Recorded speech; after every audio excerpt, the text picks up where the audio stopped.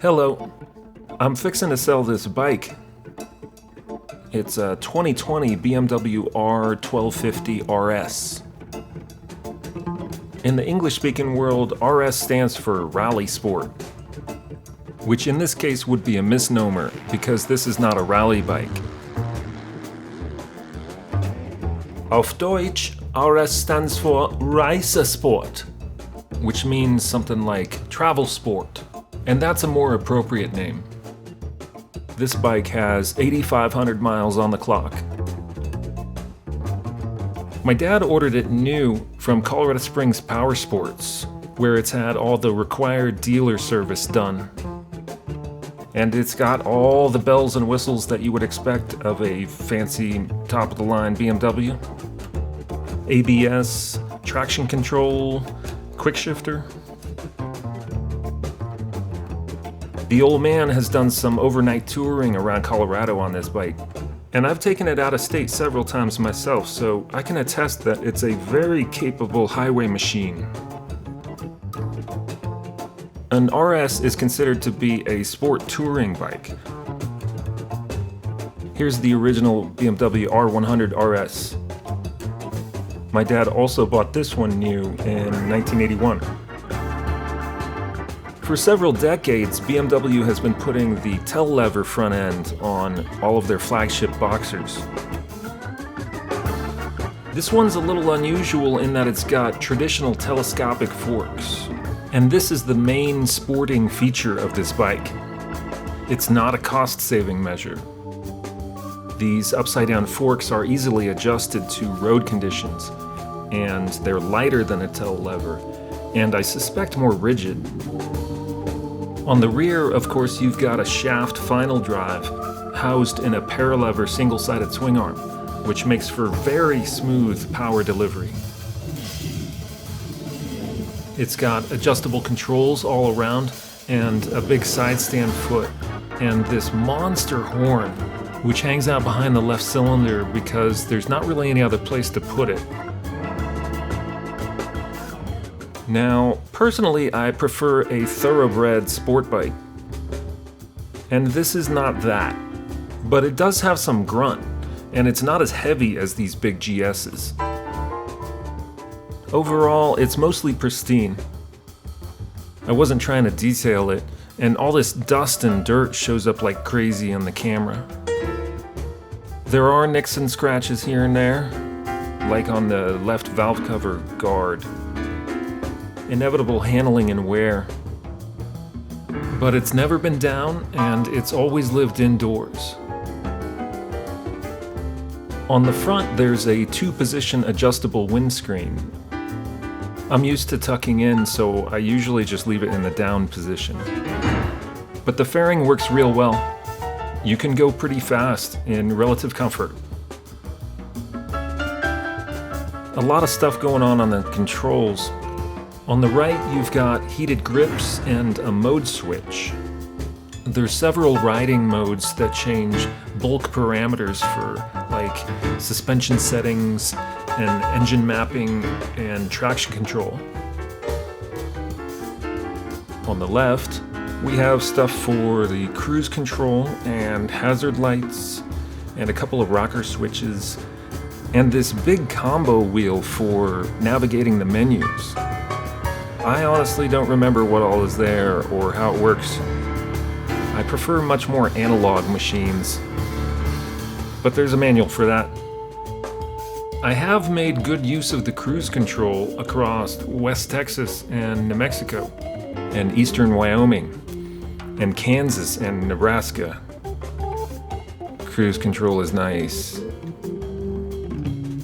The big GP-style dash will tell you everything you could possibly want to know about the bike, and a lot of stuff you don't. In this case, the little flashy warning light is angry about my tire pressure. I was running a lower pressure on purpose, and it didn't like that, and it took me a while to figure out how to turn it off. In addition to the dash instruments, this bike has a BMW MOTO-LAB Navigator 6. It's a moving map GPS. You can look up the manual on that one too, because I've never used it. Luggage includes a lovely BMW MOTO-LAB strap-down tank bag and a pair of SW Motec roll-top saddlebags, and I really like these. I always prefer soft bags like this, and these are a nice size. They cinch down well, and they're on this rigid backing, which locks to the model-specific rack for this bike. It's all very secure. With this setup, I've camped for a week at a time and a couple thousand miles. Actually, this is a bigger tank bag, but the smaller one is better for around town. This is what you might call sport touring, or Reisesport. If you want to go expedition style, you probably want bigger bags. In which case, you probably want a big GS instead. The tires are Michelin Pilot Road 5s, and they're about done. If I were keeping this bike, I'd run these for another season, but I'll happily replace them with the buyer's preferred tires. Depending on how you ride, this bike can eat tires. It really wants to wheelie out of first, but traction control won't let it, and I'm not sure if you can turn that off. In terms of acceleration and speed, you won't beat a superbike, or a Tesla for that matter. But generally speaking, that is not a problem. Anyway, this bike's great virtue is its ability to haul ass for a very long time. Definitely an iron butt contender. Similarly, it won't corner like a true sport bike, but you can pretend. Anyways, I hope you buy this bike, as I need to fund my other projects, and I can't have things this nice. Look for it on Cycle Trader and Ring It Trailer, or wherever fine motorcycles are found. It won't be cheap, but if you want to ride 20,000 miles this summer, you'll find few machines better suited.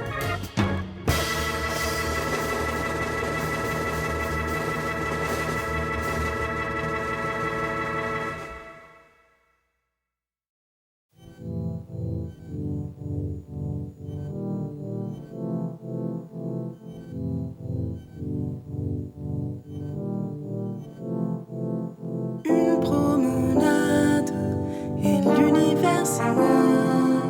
Après une cascade et son nom c'est toujours toi.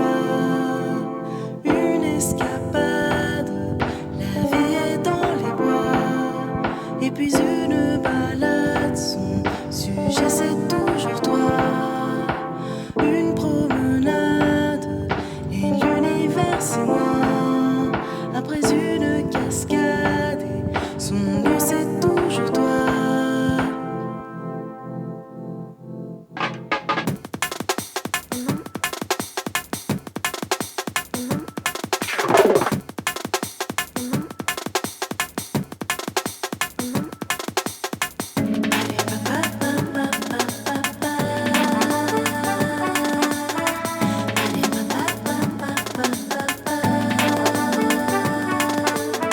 C'est comme le vert des champs et comme un oiseau qui vole.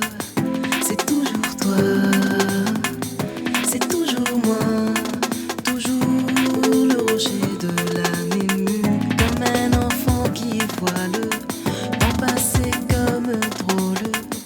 C'est toujours toi, c'est toujours moi, sur les ailes et les chants du grand amour.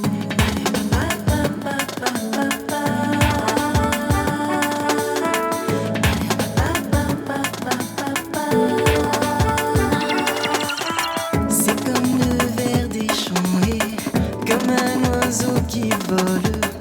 C'est toujours toi, c'est toujours moi, toujours le rocher de l'âme émue. Dans cette époque cybernique, pleine de gens informatiques, c'est la seule